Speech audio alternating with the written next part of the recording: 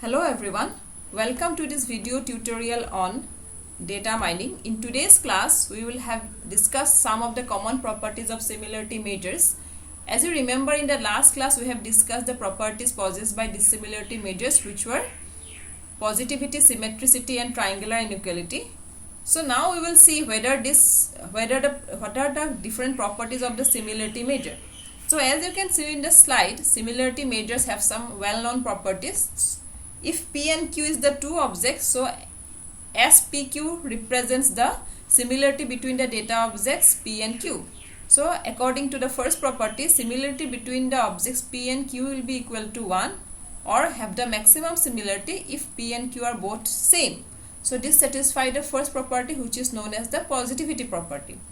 The second property tells you that similarity between P and Q will be equal to similarity between Q and P for all PQ, where SPQ is the similarity between data objects P and Q. So we can see that the similarity measures also satisfies the symmetricity property. But triangular inequality does not hold for similarity measure, though it satisfies both the positivity and the symmetricity property. So since it does not satisfy all the three properties, so we cannot term this as metric. Okay, so these are the common properties of similarity measures, which are only positivity and symmetricity. Triangular inequality does not hold for similarity measure. In next slide, we will consider some of the similarity measures, and we will consider similarity measures between those objects that contain only binary attribute. Okay. Generally, the similarity measures between objects that contain only binary attribute are known as similarity coefficient and typically have the values between 0 and 1. A value 1 indicates that the two objects are completely similar, and while a value of 0 indicates that the objects are not at all similar. Okay. So here we are considering two objects P and Q. Since they are binary in nature, they can have the value 1, 0. So the object P will have the attribute 1 and 0, and Q is also having the attribute 1 and 0. Okay. So the comparison between two objects P and Q leads to the following four quantities or frequencies, you can call. So this particular matrix is known as the frequency matrix also. So here this N11 is the number of attributes where P equal to 1, Q equal to 1. N10 is the number of attributes where P equal to 1, Q equal to 0. N01 is the number of attributes where P equal to 0, Q equal to 1, and N0 is the number of attributes where P equal to 0 and Q equal to 0. So we will get this matrix after, which is known as the frequency matrix. Okay. So based on this matrix, some similarity measures are defined, which we can say that simple matching coefficient and Jaccard coefficient. Okay. So as you can see, in case of simple matching coefficient, the formula is this: number of matching attributes divided by number of attributes. Matching attributes means these are the matching attribute. 1, 1 is the matching attribute, 0, 0 is the matching attribute. So N11 plus N00. 0. So number of matching attributes divided by total number of attributes is equal to summation of all the values of the attribute. Okay. So this is known as the similarity simple matching coefficient. Another popular similarity measure is known as the Jaccard coefficient, which is defined by the formula number of matching presences. Presences means here we will only consider one is considered as the presence, so only consider the matching attributes N11 divided by number of attributes not involved in 0, 0 matches. Okay, so we will exclude the 0, 0 matches, so it will be equal to N01, N11 and 10. Okay, so how this formula is working, we will give you an example in the next slide. So from this confusion matrix, you should know that we can calculate the simple matching coefficient and the Jaccard coefficient by using this simple formula. Fine. Now we will try to give you an example of how to calculate this simple matching coefficient and Jaccard coefficient and what is the significance of these two similarity measures. So we will consider two binary objects P and Q with binary attributes. You can see P is having these attributes and Q are having these attributes. So from this particular attribute, we will first construct the frequency table. So frequency table is considered as how?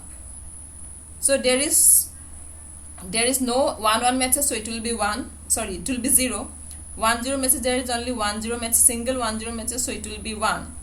0 1 matches, there are 2, this 1 2, this 2, and all others are 0 0 matches. So this is the number of frequencies of 0 0 matches. Okay, so you can easily calculate from the vector.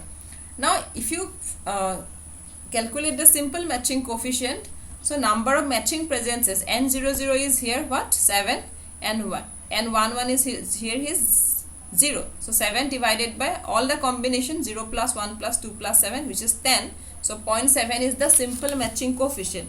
Now you see this simple matching coefficients measures both the presence and absence. Presence means this 1 1, presence of both the attributes, and 0 0 means absence means 0 0.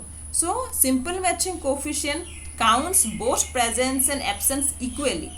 So we can give an example like this, that simple matching coefficient could be used to find students who had answered questions similarly on a test that consisted of only true and false question. So if suppose P is a student and Q is a student, and these are the number of questions in a particular exam which are having the answers in the form of true and false. So we can find how similarly these two students performed on a particular test. Okay.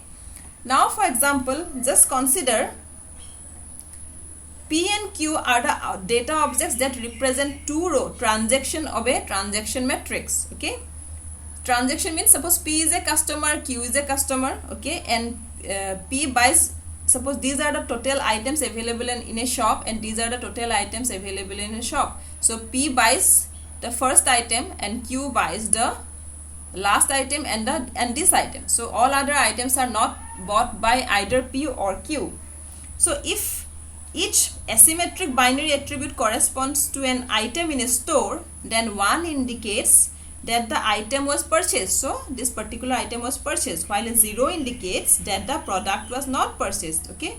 Since the number of products not purchased by any customer far outcomes the number of products that were purchased, a similarity measure such as simple matching coefficient would say that all transactions are very similar. So if we find the similarity matching coefficient, we will say that P and Q are 0.7 equal. It is similar with the value of 0.7 if you calculate the simple matching coefficient between P and Q, but which is not correct. Okay.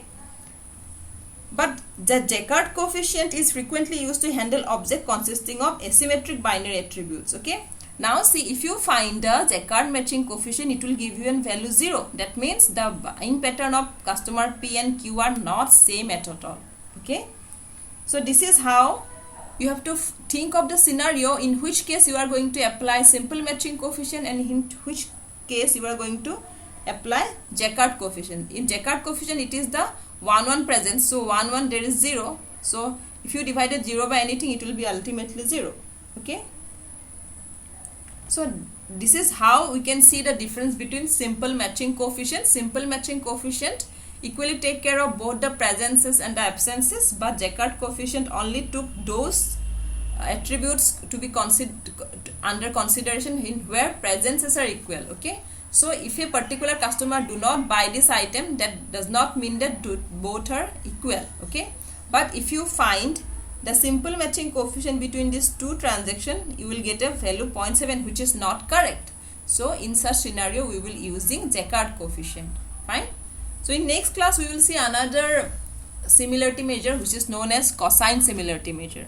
Fine. So hope you like this video. Thank you very much.